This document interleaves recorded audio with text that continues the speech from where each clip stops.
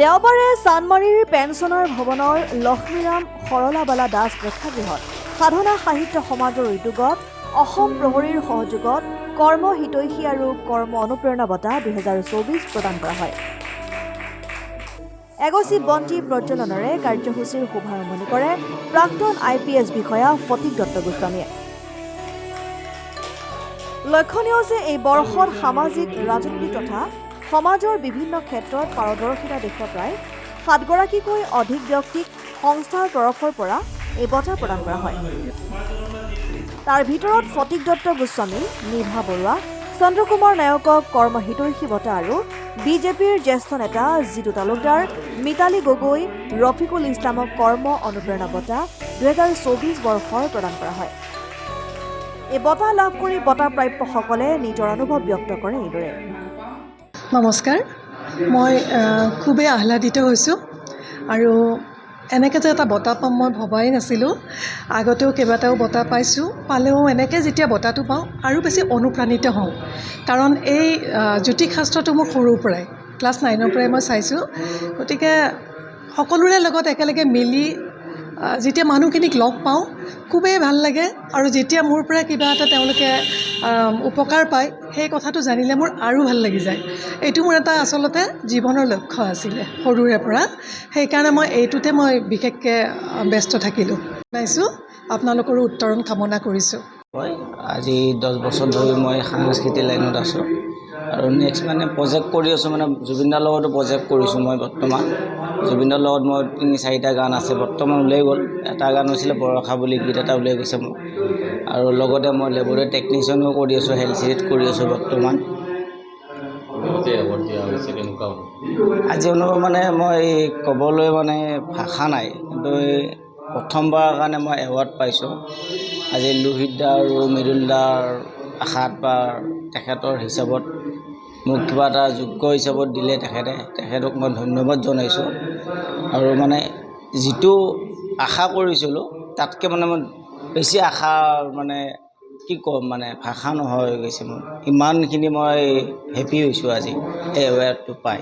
সাধনা সাহিত্য সমাজৰ উদ্যোগত আৰু অসম প্ৰহৰীৰ সহযোগত আজি গুৱাহাটীৰ চানমাৰী পেঞ্চনাৰ ভৱনত যিখন তেখেতসকলে কৰ্ম হিতৈষী আৰু কৰ্ম অনুপ্ৰেৰণা বঁটাৰ বাবে সভাখন অনুষ্ঠিত কৰিছে, তাৰ কাৰণে পোনপ্ৰথমে মই সমূহ কাৰ্যকৰ্তাক এই অনুষ্ঠানত ধন্যবাদ দিছোঁ। আৰু তেখেতসকলে মোক কৰ্ম অনুপ্ৰেৰণা বঁটাৰ বাবে নিৰ্বাচিত কৰি আমন্ত্ৰণ জনাইছিল, আৰু সেই হিচাপে মই আজি এই সভাত উপস্থিত হৈছোঁ। মই মোৰ ৰাজনৈতিক বা সামাজিক ক্ষেত্ৰত বিগত 25 বছৰ ধৰি মই সমাজৰ সৈতে জড়িত হৈ আছোঁ। হয়তো তাৰেই চিনস্বৰূপে তেখেতসকলে মোক নিৰ্বাচিত কৰিছে। মই এই বঁটা পাই নিজকে গৌৰৱান্বিত কৰিছোঁ আৰু অনাগত দিনত নিজক কৰ্মৰ ক্ষেত্ৰত আৰু যেন আগবঢ়াই নিব পাৰোঁ। এই বঁটাৰ জৰিয়তে মোৰ হয়তো উৎসাহ উদ্দীপনা আগবাঢ়িছে, গতিকে মই নিজক ধন্য মানিছোঁ।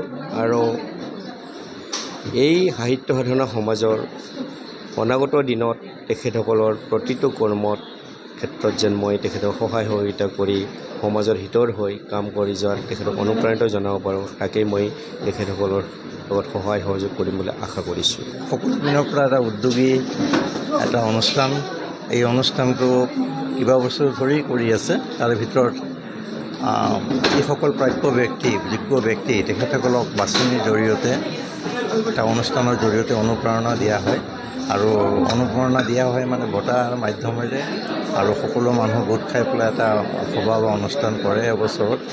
চ' এনেকুৱা ধৰণৰ অনুষ্ঠানে আগলৈও ভৱিষ্যতেও সমাজখনক আৰু আগুৱাই নিবলৈ সক্ষম হ'ব বুলি মই ভাবোঁ। একচুৱেলি মইতো আশা কৰা নাছিলোঁ এনেকুৱা বঁটা পাম বুলি ইমান সোনকালে, কাৰণ মই এইটো দিশত এলিভেটৰ ছেক্টৰত মই কাম কৰা মাত্ৰ আজি 4 বছৰ হৈছে মুঠেই। গতিকে ইমান সোনকালে যে এনেকুৱা এটা বঁটা পাম বুলি মই আশা কৰা নাছিলোঁগৈ। কিন্তু মই সাধনা সাহিত্য সমাজ তেখেতসকলক মই বিশেষভাৱে ধন্যবাদ জনাম, কাৰণ তেওঁলোকে বিচাৰি মোক উলিয়াই লৈ পেলাই মোৰ অফিচলৈ তেখেতে গৈছেগৈ। আচলতে মই যিবিলাক কাম কৰিছিলোঁ কামবিলাক খুব সূক্ষ্মভাৱে আৰু খুব মনে মনে কৰি আছিলোঁগৈ আৰু সেইকাৰণে হয়তো মই কি কৰিছোঁ মই নিজে গম পোৱা নাছিলোঁগৈ কিন্তু সাধনা সাহিত্য সমাজৰ নিচিনা এটা অনুষ্ঠানে মোক বিচাৰি উলিয়ালেগৈ আৰু আজি তেওঁলোকে মোক মোৰ যোগ্যতাটো তেওঁলোকে চিনি পালে আৰু সেই মৰ্মে তেখেতসকলে যিটো পুৰস্কাৰেৰে মোক পুৰস্কৃত কৰিছেগৈ তো মই খুব সুখী হৈছোঁগৈ আৰু সেই সমাজখনলৈ সাহিত্য সাধনা সমাজখনলৈ মই অশেষ অশেষ ধন্যবাদ জনাইছোঁগৈ। অনুষ্ঠিত হৈ যোৱা কৰ্মশ্ৰী কৰ্মহিতৈষী আৰু কৰ্ম অনুপ্ৰেৰণা বঁটা ইতিমধ্যে আৰম্ভ হৈ গ'ল আৰু তেওঁলোকে বঁটা প্ৰদান কৰিলে আৰু সমাজৰ যিসকল আচলতে ব্যক্তিয়ে সমাজৰ কাৰণে সমাজৰ হিতাৰ্থে কাম কৰিছে সেইসকল ব্যক্তিক তেওঁলোকৰ কৰ্মৰাজিৰ ওপৰত ভিত্তি কৰি এই বঁটা প্ৰদান কৰিছে আৰু আপোনালোকৰ মৰম আৰু সহযোগত এই অনুষ্ঠানটো খুব সুন্দৰকৈ হৈছে। গতিকে এই ইতিমধ্যে 6গৰাকী ব্যক্তিক অসমৰ ভিন্ন জিলাৰ ভিন্ন ঠাইৰ 6গৰাকী সৰ্বমুঠ ব্যক্তিক এই বঁটা বিভূষিত কৰিছে আৰু এই চেগতে আপোনালোক 2টি চেনেললৈ বহুত বহুত মৰম আৰু শুভকামনা জ্ঞাপন কৰিছোঁ। উক্ত অনুষ্ঠানত মুখ্য অতিথি হিচাপে উপস্থিত থকা কংগ্ৰেছী নেত্ৰী মীৰা বৰঠাকুৰ গোস্বামীয়ে সাধনা সাহিত্য সমাজ আৰু অসম প্ৰহৰী কৰ্মকৰ্তাসকলক ধন্যবাদ জনাই তেওঁ কয় যে সমাজৰ স্বাৰ্থত সংস্থাটোৱে যি ধৰণৰ পদক্ষেপ লৈছে সেয়া সঁচাকৈ এক প্ৰশংসনীয় পদক্ষেপ। এনেধৰণৰ কাৰ্যসূচীয়ে সমাজৰ স্বাৰ্থত কাম কৰা লোকসকলক যথেষ্ট পৰিমাণে উৎসাহিত কৰিব। নাই মই প্ৰথমেই সাধনা সাহিত্য সমাজৰ যিটো অনুষ্ঠান উদ্যোক্তা মণ্ডলীলৈ মই ধন্যবাদ জ্ঞাপন কৰিছোঁ।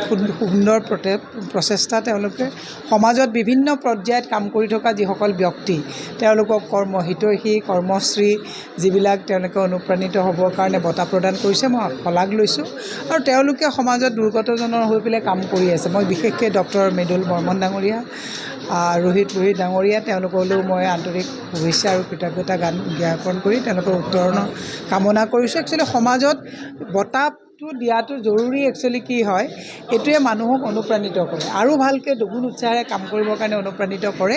তেওঁলোকৰ এই প্ৰচেষ্টাক মই শলাগ লৈছোঁ আৰু উত্তৰণৰ কামনা কৰিছোঁ।